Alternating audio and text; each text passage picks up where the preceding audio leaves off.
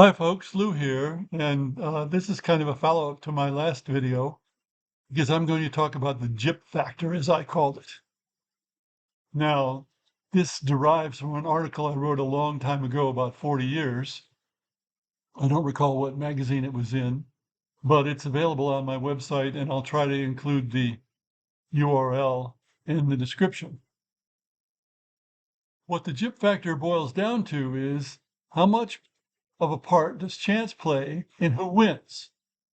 Or how much does chance prevent more skilled players or skilled teams from winning? And this came to mind this time because I was thinking about soccer, which is the major sport that has the highest Gyp factor in my point of view.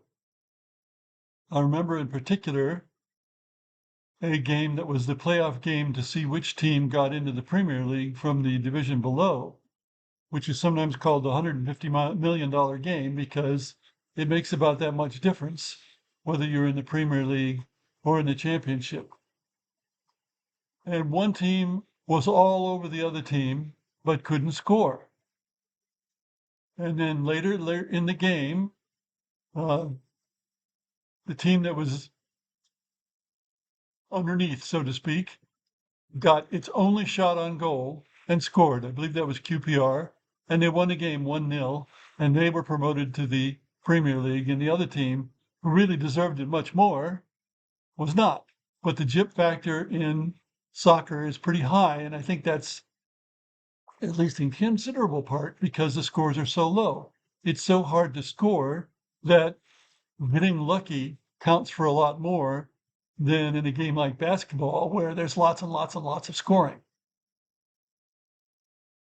Well, you can have the same happen in video games, or the same thing happen in tabletop games. Whenever there's a competition there, many games don't have competition really.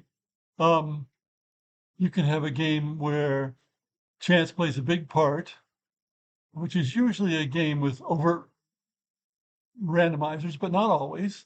Or you can have a game where chance plays very little part, like chess. Chess, of course, is a puzzle, not really a game.